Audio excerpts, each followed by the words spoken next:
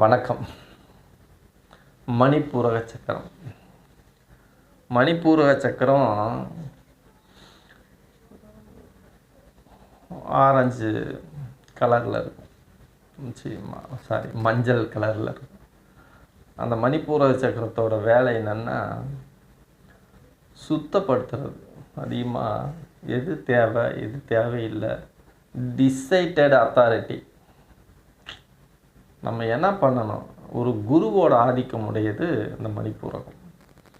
குரு என்ன பண்ணுவார், ஆதிக்கம் செலுத்துகிறாரா, இதை பண்ணு அதை பண்ணாத, அதை செய்யாத, இதைத்தான் பண்ணணும், கட்டளைகள்.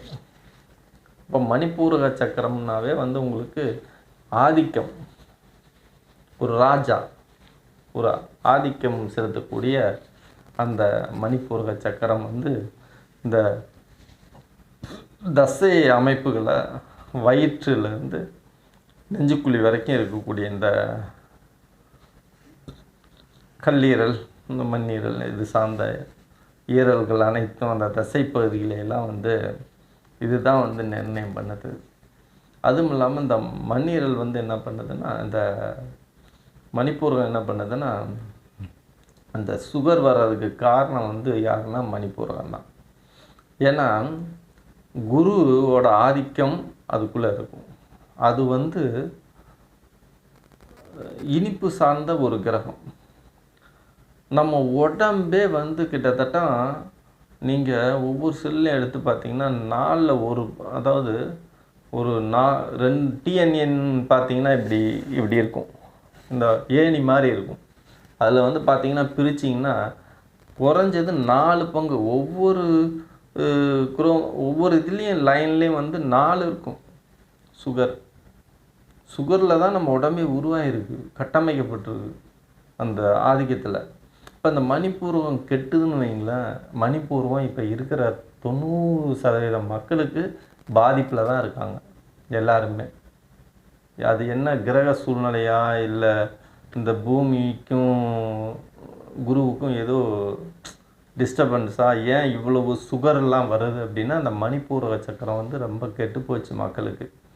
இப்போ இந்த மணிப்பூரம் கெட்டுச்சுன்னா என்னென்னா, எல்லாத்துக்குள்ளே நீங்கள் அதை தாங்க ஃபில்ட்ரேஷன் பண்ணுறதே. அந்த குரு தாங்க உங்களை ஃபில்ட்ரேஷன் பண்ணுறது. ஒருத்தனுக்கு ஒழுக்கம் இல்லை அப்படின்னாவே, ஒழுக்கம் கெட்டுச்சு, ஒருத்தன் ஒழுக்கம் இல்லாமல் இருக்கான்னாவே இந்த மணிப்பூரக சக்கரம் கெட்டு போச்சுங்க. முதல்ல கட்டுப்பாடு இல்லாமல் மனதை உருவாக்குறதே இந்த மணிப்பூரக சக்கரம் தான்.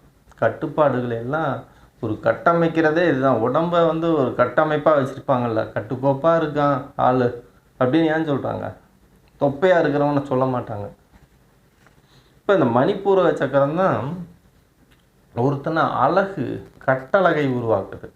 சுவாதிஷ்டானம் மிளிர வைக்கும். ஒருத்தன் மிளிருவான், ஜொலிக்கிறான்னா அது இதெல்லாம் ஒரு வடிவமைப்பு. கட்டழகாக இருப்பான், கட்டழகின்னு சொல்லுவாங்க, நளினமான பெண்னு சொல்லுவாங்க. அதுவேளை நம்மளோட உடல் வடிவமைப்பை இந்த மணிப்பூரக சக்கரம் தான் தாங்கி நிற்கிது. அது குருவோட ஆதிக்கம் பெற்றது.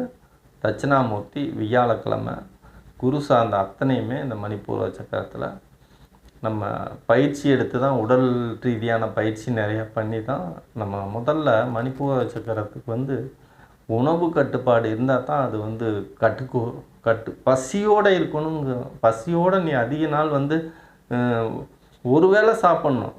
அப்போ தான் மணிப்பூரகமெல்லாம் சொல்கிற ஒரு லெவலுக்கே வரும். இல்லைன்னா அதெல்லாம் கேட்காது. நீ நல்லா சாப்பிட்டுக்கிட்டே மணிப்பூரக சக்கரத்தையெல்லாம் ஆக்டிவேஷன்லாம் பண்ண முடியாது. சாப்பாடவே தூக்கி போடணும். ஒரு நாளைக்கு ஒரு வேளை சாப்பிட்டுக்கிட்டு சாப்பிடாமல் அப்படியே குறைச்சி கொண்டு தான் மணிப்பூரகத்தையெல்லாம் வெளிப்படைய செய்ய முடியும். அது ரொம்ப எல்லா சக்கரங்களையும் நீங்கள் ஈஸியாக வெளிப்பட வச்சிடலாம், ஓரளவு கைக்குள்ளே கொண்டு வந்துடலாம். மணிப்பூரக சக்கரம் ரொம்ப சிரமம் ஆக்டிவேஷன் பண்ணுறது. அதனால் மணிப்பூரக சக்கரம் தான் இதனோட அடிப்படை. இது பேசிக்காக அதை பற்றி ஒரு அடிப்படையாக தெரிஞ்சுக்குங்க, அவ்வளோதான். நன்றி.